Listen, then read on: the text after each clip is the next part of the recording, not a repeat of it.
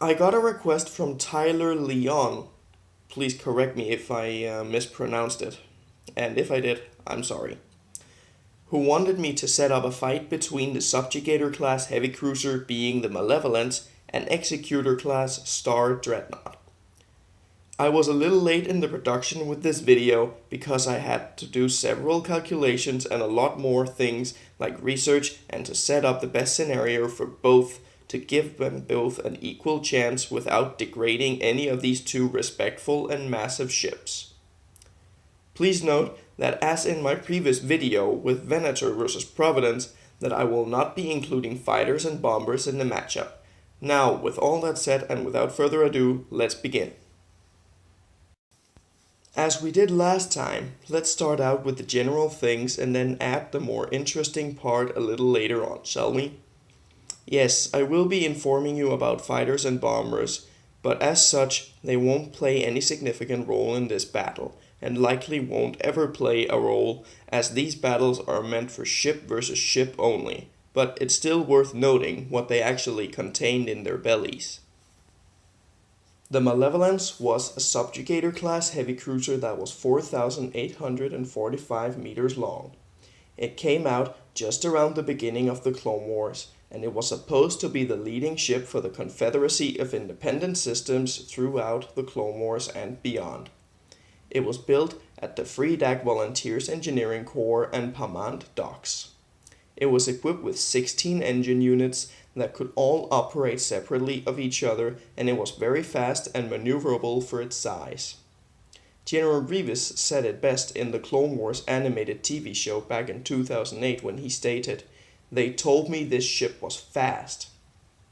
It was equipped with something in between the lines of a Class 1 to 2 hyperdrive, although sadly it isn't exactly specified, but if that's what we'll assume, then the ship should be able to go with a fair speed of about 1800 G or 1800 G as maximum acceleration, which is really actually very reasonable for a ship with this size.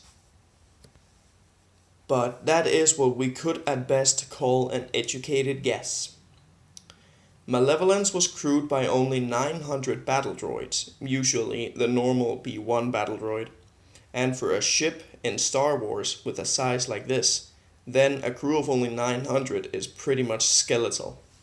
Now, with all that said, it still carried a lot of fighters with it, although an exact number isn't specified there either. Look, I've been looking and reading about this thing almost non-stop since I got the request, and I still haven't been able to find the exact numbers, so I'm sorry about that.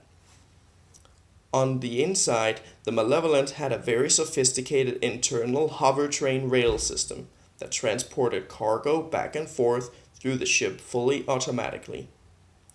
It was the command ship of General Grievous and only met its end because of Anakin Skywalker and Jedi Master Plo Koon's countless unorthodox and brilliant tactics. The Executor was the first in the line of ships known as the Executor class Star Dreadnaught. It was 19,000 meters long, about 4 times longer than the Malevolence, and was meant to serve as a single and independent fleet. It was built at the Kuwait Drive Yards, who was the main supplier of bigger and more heavily armed warships for the Empire. And it was the same company that built all the AT-ATs and AT-STs for the Empire's war effort. It was equipped with 13 engine thrusters. Unlike the fairly sparse information on the Malevolence, here on the Executor we actually have some leads on the specifications. It had a Class 2 hyperdrive, which made it fairly capable of traveling with a fair speed of 1230 G. If it had been a Class 1 hyperdrive, it would have of course been faster. Also, the Executor had a Class 10 backup hyperdrive, and we can assume something along the same lines for the Malevolence. Executor was crewed by, and now hold on to your hat, you're warned, 279,144 people, including 1,590 gunners.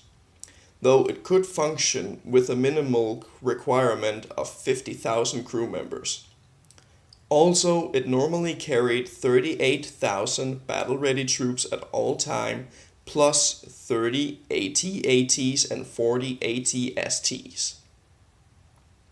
To top it off, it had 2 prefabricated bases that could deploy at a moment's notice to set up new Imperial settlements, as well as up to 200 assault transports, mainly consisting of the Sentinel-class landing craft and the Y-85 Titan-class dropships. On top of that, it also had a minimum complement of 144 fighters of various TIE series, but it could very easily end up with thousands of TIE series fighters, ranging from the TIE Fighter, TIE Bomber, and TIE Interceptor. A very few TIE Defenders were also carried, but it was very rarely if it even happened. By the way, TIE stands for Twin Ion Engine. The Executor also carried 250,000 metric tons of cargo and supplies for 300,000 people, and added to that, it had enough consumables for 6 years. The Executor became the personal flagship of Darth Vader and remained in service for the Empire until it was destroyed when its shields were brought down and a fighter crashed into the bridge just as it was caught by the gravity field of the Death Star 2 above the planet of Endor.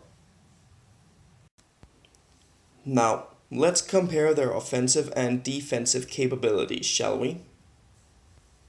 Malevolence was equipped with 500 twin turbo lasers mounted in clusters all around the ship. It was most noticeable in the episode of the Clone Wars where Anakin and his squadron of Y-Wing bombers flew over the ship to bomb the bridge tower. Now, remember that this is twin turbo lasers. That means that the ship in essence has 1,000 turbo lasers to actually boast with. That's a pretty nice bunch to say the least. The Malevolence also carried a few point defense cannons, but I doubt it was too much. My main source claims it had 5, though I personally find that highly unlikely for a ship this size. And if I honestly had to make a guess, compared to other sources and the percentages of other Star Wars ships' weapons that consisted of point defense cannons, then for the Malevolence I would make a guess that it should have about 75 plus minus of them, mounted in twin turrets, mind you. But that's an assumption and mere speculation on my part. Still, for me, that is what would make most sense. We can agree to disagree, and that's what the comments are for. Then, of course, it had its main armament, its 2 ion pulse cannons on each side. Weapons that could literally drain all power from ships, rendering them completely useless and incapable of doing anything to prevent their ultimate destruction. Also, the armor on the Malevolence isn't clearly stated, so what we can assume from the knowledge is that the vast majority of ships have a hull made of durasteel. Most likely, the Malevolence is made from durasteel, although thickened durasteel. And now for the Executor. The Executor had an insane amount of weapons, and this time, hold on to your glasses.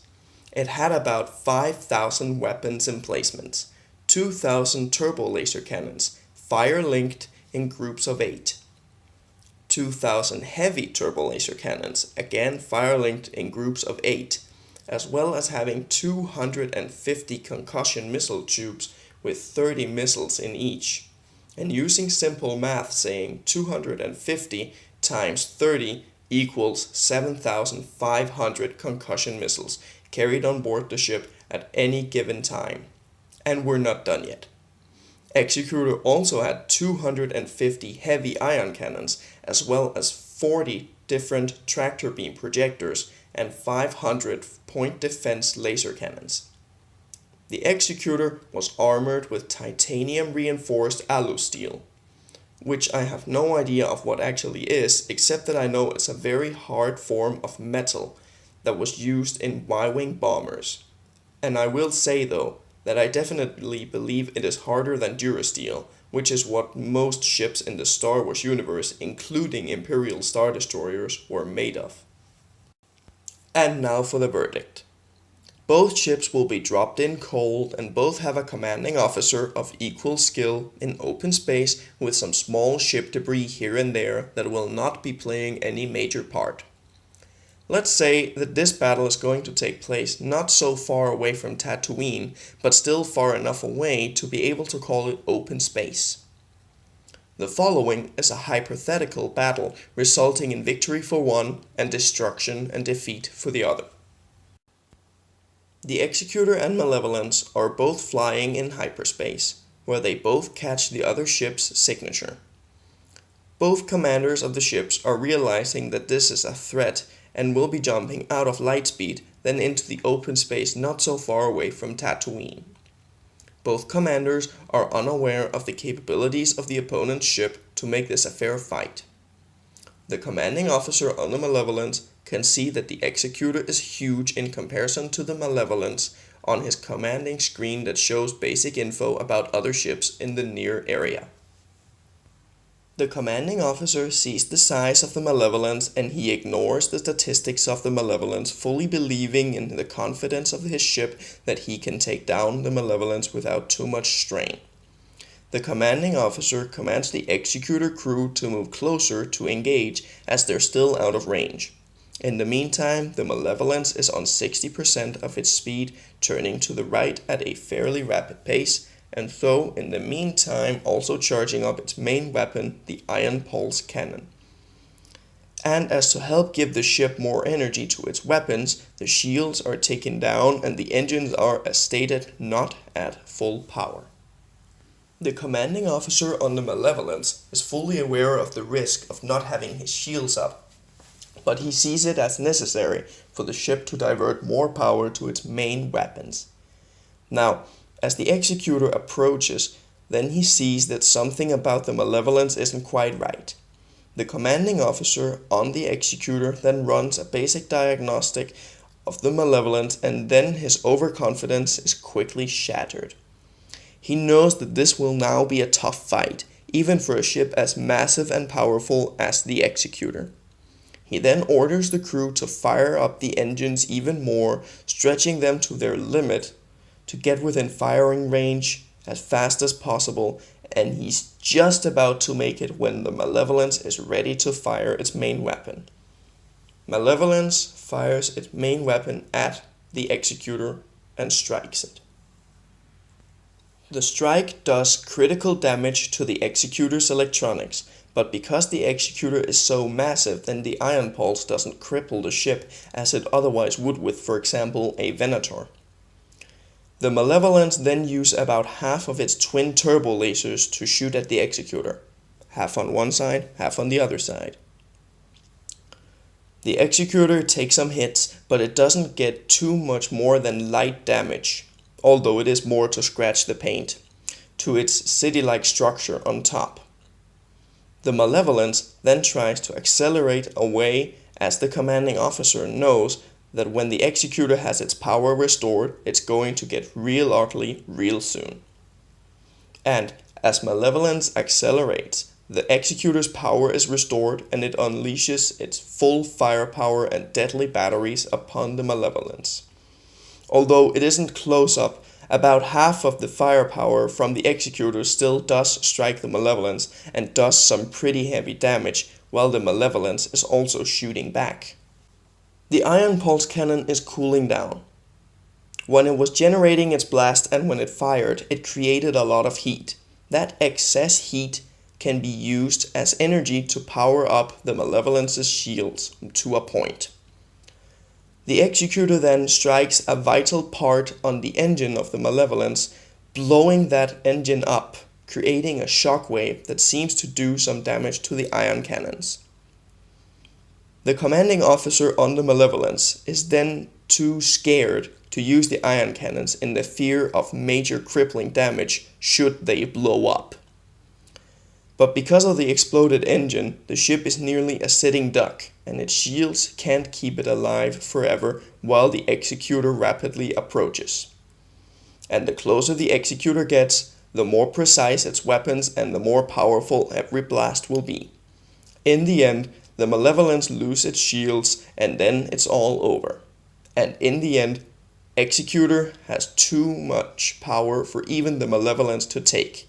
And so, I will hereby declare the Executor the battered and bruised, but not too severely damaged victor.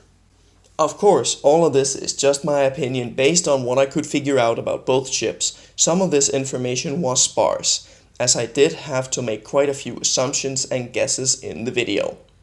But in general, I did what I could to pay respect to both ships. From the start, I knew this was gonna be a very difficult battle for me to put together. In all actual reality, the script is what took me the longest time to write, which is rather surprising. Now, don't get angry with me if you love the Malevolence to the skies or if it's your favorite ship. None of these ships are invincible, and they both have weaknesses. The Executor is not without any of them either in any form. But, with that said, I would very much like to say thank you so much for watching the video and getting this far. I really hope it was entertaining and educational, and at the same time, I think it's about time for me to sign off. Please remember to throw this video a like or dislike depending if you like the video or not. Also, don't forget to subscribe and comment if you liked the video, what you liked or disliked about it, and I'll use that as constructive criticism for my next video. Also, don't hesitate on throwing in requests for other matchups, and lastly, don't forget to subscribe to my Patreon page. Now, may you all have a great day or night wherever you are in the galaxy, my fellow Jedi and Sith brothers, and may the Force be with you. Always.